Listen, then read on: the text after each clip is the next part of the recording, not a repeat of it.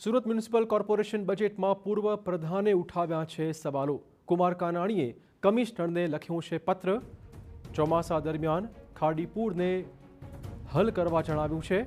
મહિલાઓ માટે પિંક BRTSની વર્ષોથી જાહેરાત છતાં કામ અધૂરું હોવાનો દાવો તેમણે કર્યો। તાપી નદી પર રિવર બ્રિજ 4 વર્ષથી પેન્ડિંગ સ્થિતિમાં છે।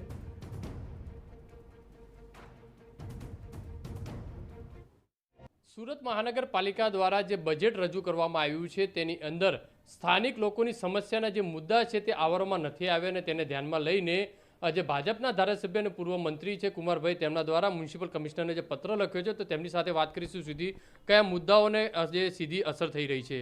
काका आपना द्वारा म्युनिसिपल कमिशनरने पत्र कया महत्वना मुद्दाओ छे ते आ बजेटमां नथी आवरवामां आव्या? कमिशनरश्रीए ड्राफ्ट बजेटनी अंदर सूरत ने वर्ल्ड क्लास हेपी हेल्धी सिटी बनाने बात करी है।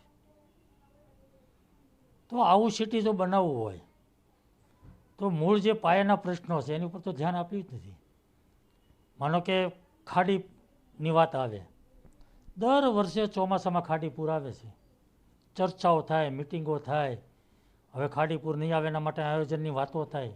આ બજેટમાં કંઈ છે તો નહીં। ખાડીના પૂરથી, ખાડીની ગંદકીથી, મચ્છરોથી લોકો ત્રાસી ગયા છે। કેવી રીતે રહેવાલાયક સિટી બનશે? મારો પ્રશ્ન એ છે। બીજો દાખલો તમને આપું તો મહિલાઓની સુરક્ષા માટે પિંક ટોયલેટની વાત કરી છે, સારી વાત છે, કંઈ ખોટું નથી। પરંતુ હું ઘણા ટાઈમથી, વર્ષોથી એક વાત કરું છું કે મહિલાઓની સુરક્ષા માટે મહાનગરની ચાલતી BRTS બસ, સિટી બસ એ મહિલાઓ માટે અલગ હોવી જોઈએ। અનેક વાર એવા ઘટનાઓ બને છે, વિડીયો બહાર આવ્યા છે કે મહિલાઓની છેડતી થાય છે, બસની અંદર સુરક્ષા નથી હોતી। તો મહિલાઓ માટે અલગ બસ કરવી, એમાં કોર્પોરેશનને એક પૈસાનો ખર્ચ નથી, એક પૈસાનો। માનો કે કામરેજથી સ્ટેશનની રૂટ ચાલે છે BRTS બસ, 50 બસ ચાલે છે તો 10 બસ પિંક બનાવવાની છે, સ્ટીકર લગાવવાના છે, 1 રૂપિયાનો ખર્ચો નથી, 10 બસ મહિલાઓ માટે ચાલે, નથી થતી।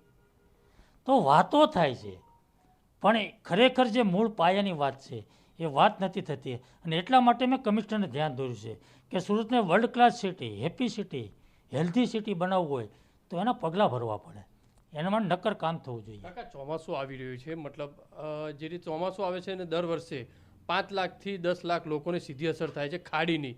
અનેકવાર વાતો કરવામાં આવે કે આમ કરી નાખીશું, સફાઈ કરી નાખીશું, તેને ડ્રેજિંગ કરીશું, પણ કોઈ પાયાની કામગીરી નથી થતી। કોઈ ડ્રેજિંગ કે સફાઈથી આ પ્રશ્ન હલ થવાનો નથી, આનું નક્કર આયોજન કરવું પડે। ગયા વર્ષે પણ આની ખૂબ મોટી લાંબી ચર્ચાઓ થઈ છે, મિટિંગો થઈ છે, સર્વે થયું છે, પણ બજેટમાં એનો કોઈ ઉલ્લેખ નથી। આરોગ્યની વાત કરીએ, હેલ્ધી સિટી કેવી રીતે બનશે? બેફામ નકલી ખાદ્ય પદાર્થો બને છે, ભેળસેળ બને, શું થાય છે? સેમ્પલ લેવાય, સેમ્પલ ફેલ થાય, કોઈ ધંધા બંધ નથી થતા, કોઈ દુકાન બંધ નથી થતી। તો આ ચિંતા કરવાનો વિષય છે અને એટલા માટે મેં કમિશનરનું ધ્યાન દોર્યું છે। કુમાર કાકા જે રીતે કહી રહ્યા છે કે મહત્વની 3 જે વાતો છે તેને લઈને જે પત્ર લખ્યો છે, કારણ કે સીધી અસર લાખો લોકોને, સુરતના લોકોને થઈ શકે છે, કારણ કે સૌથી મોટો પ્રશ્ન ખાડીનો, બીજો પ્રશ્ન છે મહિલાની સુરક્ષાનો, અને ત્રીજો જે ખાદ્ય વસ્તુ જે ડુપ્લિકેશન જે થઈ રહ્યું છે તે એક મોટો આવનારા દિવસો માટે પણ આ એક ચિંતાજનક વિષય છે। ત્યારે જોવાનું રહ્યું કે પત્રને લઈને મહાનગરપાલિકા દ્વારા કઈ રીતની અસર જોવા મળશે। કેમેરામેન સંજય ચંડલ સાથે બલદેવ સુથાર, TV9 સુરત। તો સુરત મ્યુનિસિપલ કોર્પોરેશનના બજેટ સામે, એની જોગવાઈઓ સામે કુમાર કાનાણીએ લખ્યું છે કમિશનરને પત્ર। જૂની તમામ જે જાહેરાતો થઈ એમાંથી કેટલીક જાહેરાતો હજી પેન્ડિંગ છે, આ મુદ્દે તેમણે રજૂઆતો કરી છે।